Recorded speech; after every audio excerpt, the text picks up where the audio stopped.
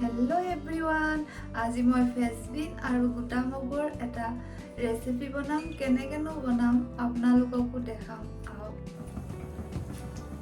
এয়া সব এই যে মই যে সবজিটো যে বনাম যে এটো গোটা মগুটো এছে নাই এতিয়া মই এতিয়া বইল কৰি লৈছো তাক অলপ দেৰি বইল হোৱাৰ পিছতে মই তাকে পানীটো কাঢ়ি পিনে উলিয়াই লম या सब्जीत नारिकल দিব লাগিব নাৰিকল লুকে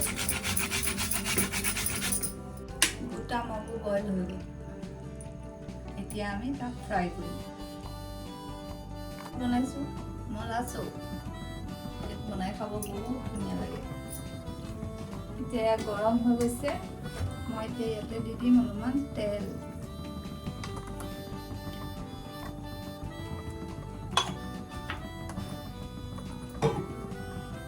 এদিছে না তেল দি দিছো তেল গৰম হৈ গৈছে পিঁয়াজ জলকীয়া নৰসিংহ পাত আৰু বিনছো কাটি লৈছো আৰু আদা নহৰু পেষ্ট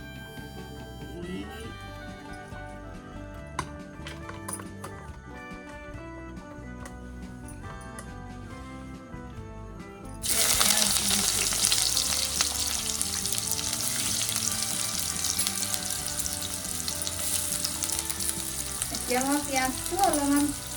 ভাজি লম ভাজি তাতে জলকীয়াও দি জলকীয়া দি দিছোঁ আৰু কৰি পাত মানে নৰসিংহ পাত এয়া আদা নহৰু পেষ্ট ইয়াতে দি অকণমান লৰাই দিব ধুনীয়া লাগে খাব সদায় আলু আৰু বিনছ ভাজি খাইতো ভাল নালাগে না সেইকাৰণে অকণমান বেলেগ ষ্টাইলতো ট্ৰাই কৰি খাব লাগে এতিয়া ইয়াতে মই সেই বিনছখিনি দি দিম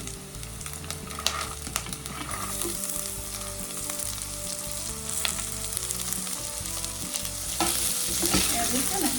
বিনছখিনি মই এতিয়া ভাজি ল'ম অলপমান কম জুই ধুনীয়াকৈ ভাজি ল'ম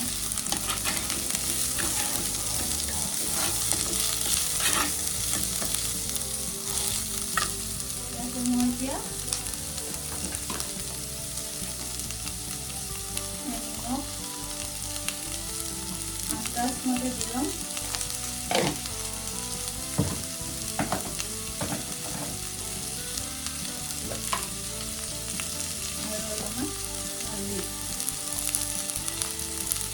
আৰু মছলা একো দিব নালাগে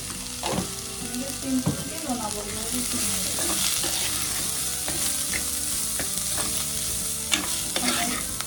সদায় মছলা খাই ভাল নালাগে না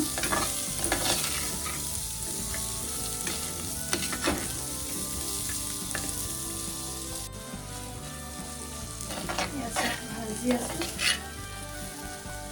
অলপমান সিজা পিছত দিছো না বিনছ ভজা হৈ গ'ল এতিয়া ইয়াতে গোটা মগুটো দি দিম বিনছতে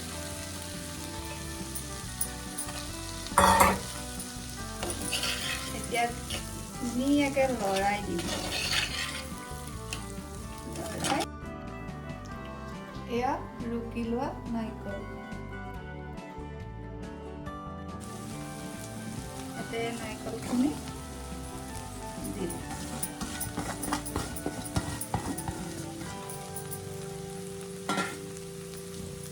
তাৰপিছতে অলপমান এনেকৈ লৰাই দিম ধুনীয়াকৈ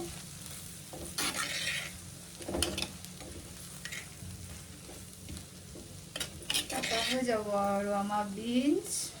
গোটা মগু ভাজি ৰেডি হৈ যাব এনেকৈ বনাই খাব আপোনালোকে আৰু খাই কেনেকুৱা পালে কমেণ্টত জনাব ঠিক আছে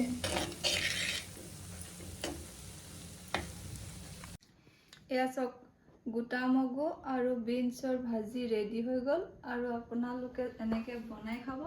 যদি ভাল পায় লাইক কমেণ্ট ছাবস্ক্ৰাইব কৰিব বাই বাই।